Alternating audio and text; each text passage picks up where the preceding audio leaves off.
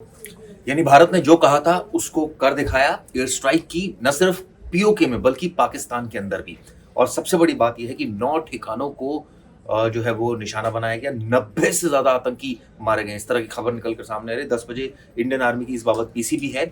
इससे पहले कई सारे ऐसे फुटेज भी सामने आ रहे जिसमें जो लश्कर के कैंप्स थे, जैश ए मोहम्मद के कैंप्स थे, उनको ध्वस्त कर दिया गया है। हमारे साथ सुप्रतिम बैनर्जी मौजूद हैं।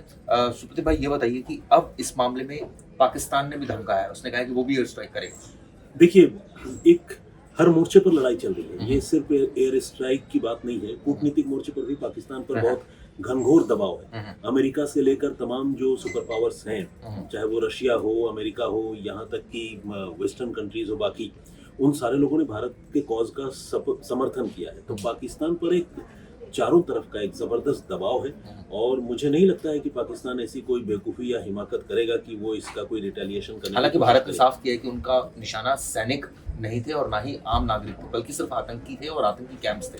कायदे से तो आईएसआई और जो सैन्य ठिकाने हैं उनको टारगेट किया जाना चाहिए था, ऐसे लोगों की उम्मीद थी, क्योंकि वहाँ जो आतंकवादी हैं वो अकेले नहीं हैं। वो वहाँ की सरकार, वहाँ की फौज, आईएसआई इनकी शह पर ही फलते फूलते हैं, पनपते हैं, ये सबको पता है। लेकिन भारत ने फिर भी, मैं कहूँगा कि बहुत संयम से काम लिया है और संयम से काम लेते हुए सिर्फ आतंकियों को, जो एक तरह से मोहरे बने हुए हैं वहाँ के हुकूमत के और वहाँ की फौज के, उनको टारगेट किया है। और भारत ने न सिर्फ टारगेट किया है बल्कि एक मैसेज भी दिया है क्लियरली कि वो उकसाना नहीं चाहता और न ही भारत ने उकसाया।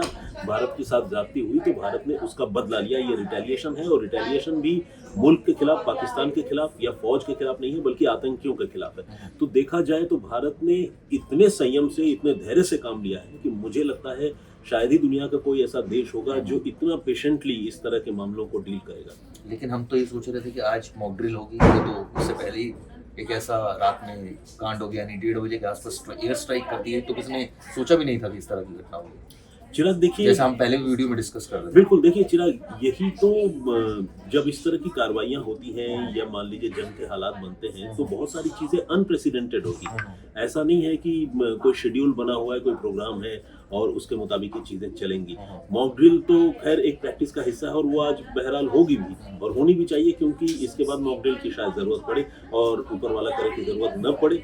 तो मॉक ड्रिल अपनी जगह पर है और बाकी हम क्या, यकीनन भारत में जो खबरें मीडिया संस्थान देते हैं और आज की तारीख में सोशल मीडिया है, पाकिस्तान के लोग उसको फॉलो करते हैं, तो पाकिस्तान के जो नुमाइंदे हैं, जो हुक्मरान हैं, वहाँ के नेता हैं, वो लोग भी देख रहे होंगे और उनको भी ये उम्मीद होगी कि आज मॉक ड्रिल है, वो प्रैक्टिस कर रहे हैं, तैयारी कर रहे हैं। घबराहट का माहौल तो काफ़ी दिनों से था, डरे हुए तो काफ़ी दिनों से थे, लेकिन अब जो है ये हमला रातों रात हुआ है और ये एक सरप्राइज तो पॉजिटिव वर्ड है, रेदर मैं कहूँगा कि ये एक बड़ा शौक है पाकिस्तान के लिए। और अपने आप में जिस तरह की रिपोर्ट आ रही है कि 90 तकरीबन आतंकियों को मारा गया है, तो ये एक बहुत बड़ी कार्रवाई है।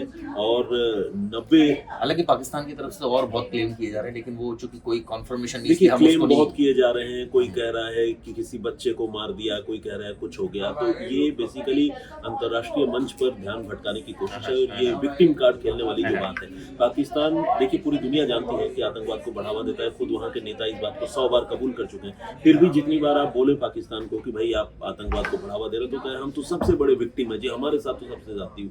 तो आप जब खुद ही कांटा बो रहे हैं तो कांटे तो आपको चुभेंगे। स्ट्राइक से एक चीज और साफ हो गई, जो हमारी इंटेलिजेंस एजेंसीज को जानकारी थी, ये तो जानकारी पहले से ही थी कि वहां पर आतंकी कैंप है, इसलिए तो उनको निशाना बनाया गया। तो ये तो बहुत क्लियर कट है, वो अपनी सॉइल से किस तरह से आतंकवाद को पनपने दे रहे हैं। बिल्कुल, इसमें कोई दो राय नहीं है। ये एक ओपन सीक्रेट है और ओपन सीक्रेट जो टर्मिनोलॉजी मैं यूज़ कर रहा हूँ चिराग, यही टर्मिनोलॉजी कुछ समय पहले बिलावल भुट्टो ने यूज़ की थी कि ये एक ओपन सीक्रेट है। पूरी दुनिया जानती है कि हम आतंकवाद को पालते पोसते हैं। उनके रक्षा मंत्री बोल रहे हैं, इंटरनेशनल मीडिया में बोल रहे हैं। तो इससे ज़्यादा, और जिसे कहते हैं कि मतलब अनमास्क करना, जिसे कहते हैं ना कि चेहरे से नकाब उतार देना और बेशर्मी की हद तक जाकर इस तरह की चीज़ों को डिफेंड करने की पाकिस्तान की कोशिश करना, वो अपने आप में बहुत अजीब है। और मुझे लगता है कि ऐसे लोगों, ऐसे अंसार जिसे कहते हैं, ऐसे तत्व जो हैं, उनके साथ इसी तरीके से पेश आना। आपको बता दूं, मरकज सुभान अल्लाह पाकिस्तान के पंजाब प्रांत में बहावलपुर के बाहरी इलाके में NH5 कराची राजमार्ग पर कराची मोड़ के पास स्थित है। यहाँ जैश का एक मुख्य प्रशिक्षण और प्रचार केंद्र है जो 15 एकड़ में फैला हुआ है। ये केंद्र जैश ए मोहम्मद का परिचालन मुख्यालय है।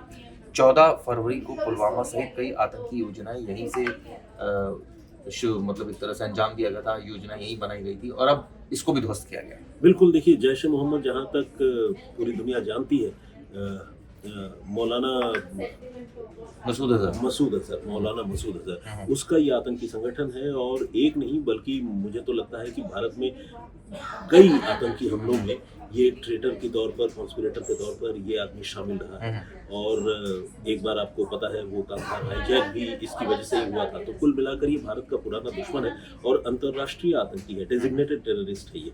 तो ऐसे लोगों को हिट करना, टारगेट करना, मुझे तो लगता है कि सही काम है, सवाब का काम है रदर, मैं ये कहूँगा, क्योंकि वो जिस धर्म या मजहब की आड़ लेते हैं, बेसिकली वो धर्म और मजहब ऐसा कुछ नहीं होता कि अगर आप किसी बेगुनाह की जान लें। आपको बता दूं हथियारों का कौन कौन से इस्तेमाल हुआ है। स्क्रैप क्रूज मिसाइल ये राफेल जेट्स से लॉन्च की गई है। 250 से 560 किलोमीटर इनकी रेंज है और ये स्टीलर्स डिजाइन है। इसका उपयोग गहरे कमांडो सेंटर और बंकरों को नष्ट करने के लिए किया जाता है। इसके अलावा हैमर मिसाइल है जो कि 20 से 70 किलोमीटर की रेंज है और लेजर और इंफ्रारेड गाइडेड है ये।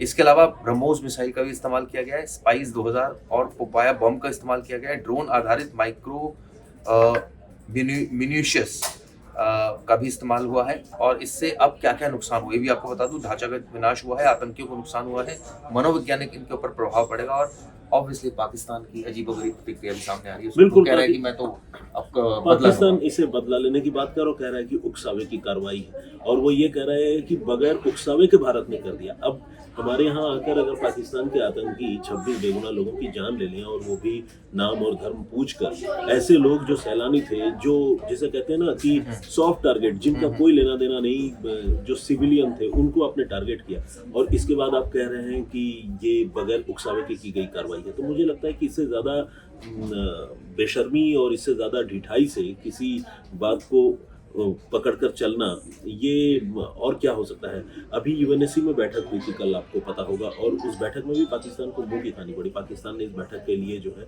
वो फरियाद की थी। यहाँ तक कि चीन ने भी कोई खुलकर सपोर्ट नहीं किया और यूएनएससी की इस बैठक के बाद कोई औपचारिक बयान तक जारी नहीं किया गया, बल्कि जो यूएनएससी के मेंबर कंट्रीज हैं उन लोगों ने पाकिस्तान से ये पूछा, उन देशों ने, कि ये सब कुछ हो क्यों रहा है, आपके यहाँ से आतंकी वहाँ जा क्यों रहे थे, आपके यहाँ आतंकी कैंप है नहीं है, बताइए। तो बहुत झेपने वाली हालत थी पाकिस्तान की। और जो पाकिस्तान का रिप्रेजेंटेटिव उस बैठक में शामिल हो रहा था, उसने बाहर आकर ये कहा कि चलिए जी, हम जहां तक अपनी बात पहुंचाना चाहते थे, वी आर सेटिस्फाइड कि हमने अपनी बात। कई लोग मैं देख रहा था सोशल मीडिया पर ये भी लिख रहे हैं, हालांकि आज तो अच्छी कार्रवाई की है भारत में और बदला पूरा हुआ, वहाँ जो विक्टिम्स हैं उनकी परिवार की बाइट सारी, वो भी इस बात से संतुष्ट हैं। लेकिन कई लोग लिख रहे हैं अगर आपको पता ही था कि वहाँ पर आतंकी कैंप है, वो ठीक है कि उन्होंने आपके ऊपर, वो तो एलओसी पर रोज फाइल कर रहे हैं पाकिस्तानी और रोज जो है इस तरह की घटना को अंजाम दे रहे हैं, तो जब पता था आपको वहाँ तो पहले ही स्ट्राइक कर देनी चाहिए। देखिए, मेरे हिसाब से इसमें बहुत ज़्यादा रणनीति वाली बातें शामिल हैं। एक आतंकी कैंप होना और उस आतंकी कैंप से इंडियन सिविलियंस को निशाना बनाना, दोनों में बड़ा फर्क है। आप अगर मान लीजिए आतंकी कैंप है, अभी हाल के दिनों में कोई बहुत बड़ी आतंकी घटना नहीं हुई, हाँ इतना ज़रूर है कि फौज को और जो सिक्योरिटी एजेंसीज है उनके साथ 1-to-1 जो है चलता रहता है। आतंकी आते हैं, उन पर हमला करते हैं, हम भी जवाबी कार्रवाई करते हैं। तो वो तो एक, जिसे कहते हैं ना, हमारा दुर्भाग्य है कि हमारा पड़ोसी ऐसा है। लेकिन अगर मान लीजिए वन फाइन मॉर्निंग आप जाकर अगर वहाँ बमबारी कर देते तो फिर बात ये होती कि भारत ने इनिशिएट किया, लेकिन यहाँ भारत की इनिशिएट करने की बात नहीं है। शुरुआत यहाँ पाकिस्तान ने की है। हर एक फेज के बाद जो है थोड़ी शांति आती है। जब शांति आती है तो लोगों को भी ये उम्मीद जगती है कि शायद वो सही रास्ते पर जा रहे हैं, लेकिन वो ऐसे सिरफिरे और अजीबोगरीब किस्म के लोग हैं कि वो सही रास्ते पर जाने वाले हैं नहीं। तो अटैक जो है वो पहले भारत कभी नहीं करता। ऐसे भी आपको पता है हमारे मंत्रालय का नाम ही जो है वो डिफेंस मंत्रालय है, तो हम रक्षा की बात करते हैं, हम अहिंसक मुल्क है। लेकिन जब हम पर हमला हो तो रिटेलिएशन पाकिस्तान के अंदर जाकर एयर स्ट्राइक करना ये अपने आप में बड़ी बात है, बिल्कुल बड़ी बात है। और तो पिछली बार ही कर दी थी पाकिस्तान के अंदर चली। एग्जैक्टली ये अपने आप में एक बहुत बड़ा टेक है। पाकिस्तान ऑक्युपाइड कश्मीर जो है वहाँ पर तो हमले हुए ही हैं, जो आतंकी कैंप थे।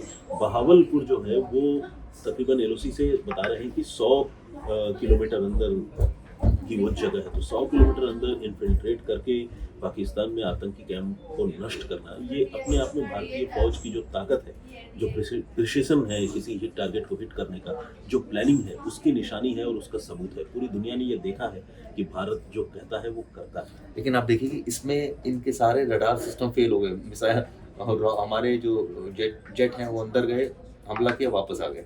बिल्कुल ऐसा ही होता है, और क्या रडार सिस्टम धरे के धरे रह जाएंगे। आपको पता ही है कि क्या टेक्नोलॉजी है। साइंस और टेक्नोलॉजी के मामले में पाकिस्तान तो वे बिहाइंड है, बहुत पीछे है भारत के मुकाबले।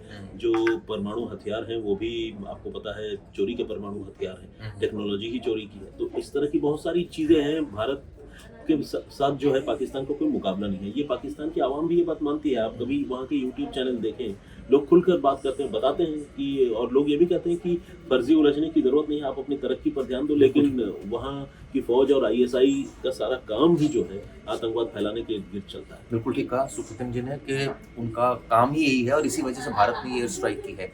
खैर, बदला पूरा हुआ, ऑपरेशन सिंदूर के तहत ये कार्रवाई की गई। इसको जाते जाते एक सवाल पूछना चाहूँगा, ऑपरेशन सिंदूर क्यों कहा गया? देखिए, बहुत इसका सिंपल सा मैसेज है। बेसिकली आपको पता है कि चुन चुनकर मर्दों को, पुरुषों को आतंकवादियों ने निशाना बनाया, और ऐसे बहुत सारे नवविवाहित जोड़े थे, बहुत सारी महिलाएं थी जिनकी आंखों के सामने उनका सुहाग उजाड़ दिया गया, उनके पतियों की हत्या कर दी गई। तो ये नाम खुद प्रधानमंत्री मोदी ने सजेस्ट किया। मैं आपको बताऊं, उन्होंने ये नाम दिया, कहा कि ऑपरेशन सिंदूर के नाम से कार्रवाई होनी चाहिए, क्योंकि हमारी बहन बेटियों के सुहाग उजाड़े गए। तो जब उसका बदला लिया जाएगा तो उसका नाम ऑपरेशन सिंदूर से ज़्यादा सटीक और मुफीद कुछ हो नहीं सकता। मेरे हिसाब से यही वजह है। खैर, ये वीडियो दोस्तों आपको कैसे लगी जरूर बताइए। शुक्रिया।